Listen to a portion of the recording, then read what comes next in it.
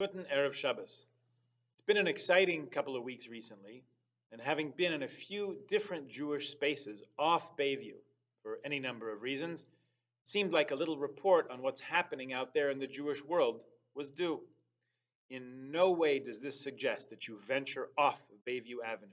This is definitely the second best place for a Jew to be after Israel.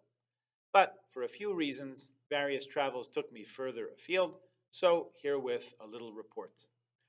Friends invited me to speak at a biannual conference for Jewish community professionals in Baltimore at the beginning of May.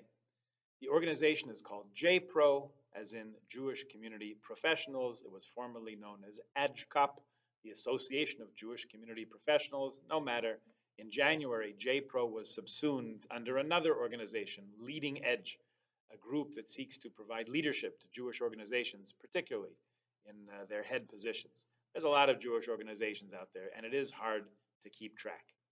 So, about 1,400 folks from all across the continent, including a good contingent from Toronto, gathered in Baltimore for a 3-day conference. These are people who work for federations, for JCCs, Jewish Family Services, Jewish Free Loans, and the entire Jewish nonprofit sector. There were all kinds of sessions on professional skills, issues, institution building, and community organizing.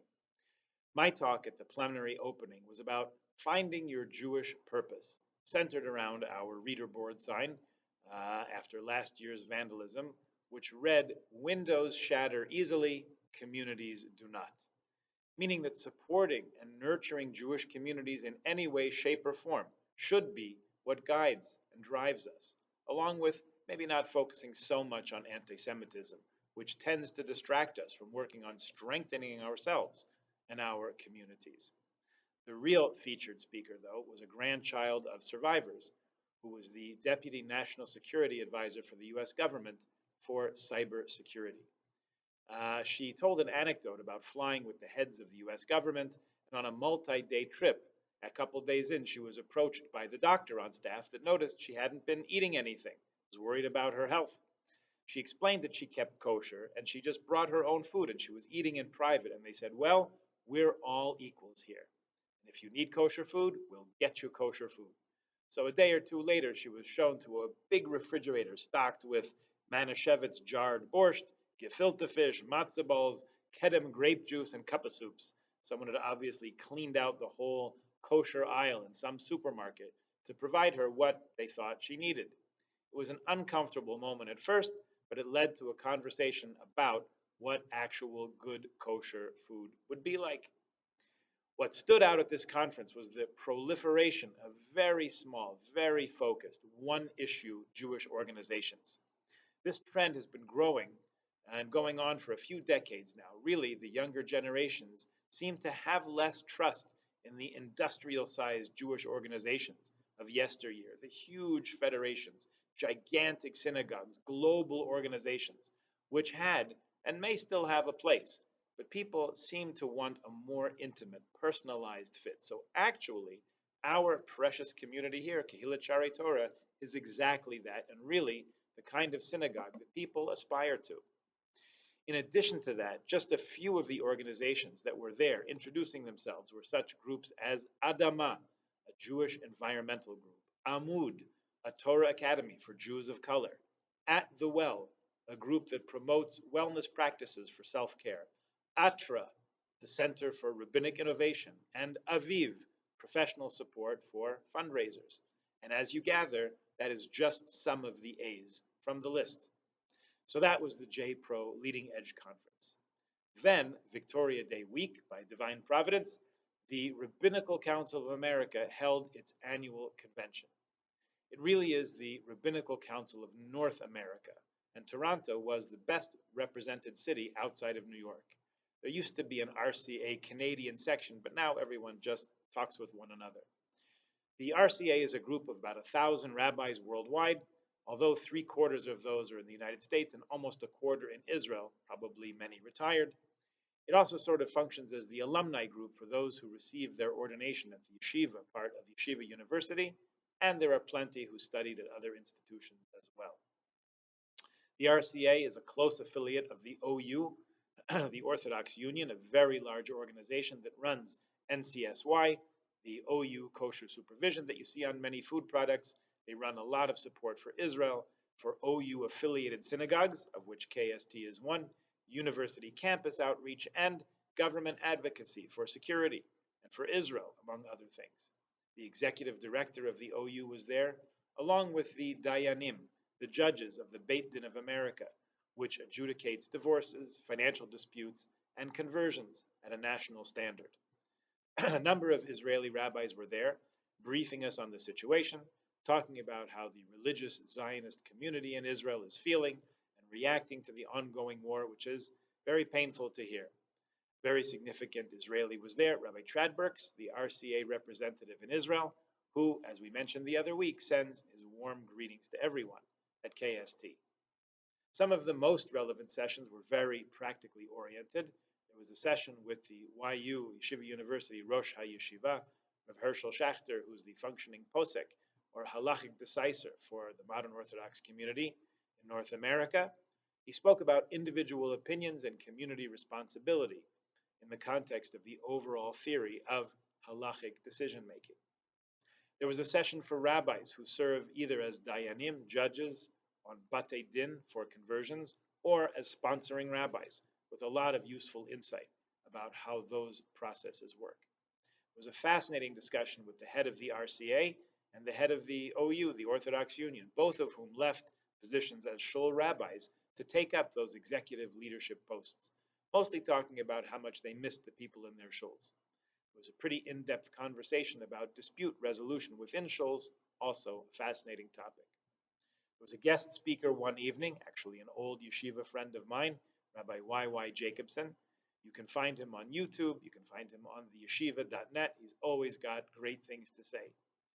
He began with commenting on Rabbi Soloveitchik's statement that while he felt successful in transmitting the opinions of the Talmud and of the commentators of the Rambam, Maimonides, and of his own grandfather, the Brisker Rav, on the laws of Rosh Hashanah, for example, and hearing the shofar, Rabbi Soloveitchik did not feel that he was successful in conveying what the feeling was like in his family's dining room when his grandfather made Kiddush on Rosh Hashanah evening.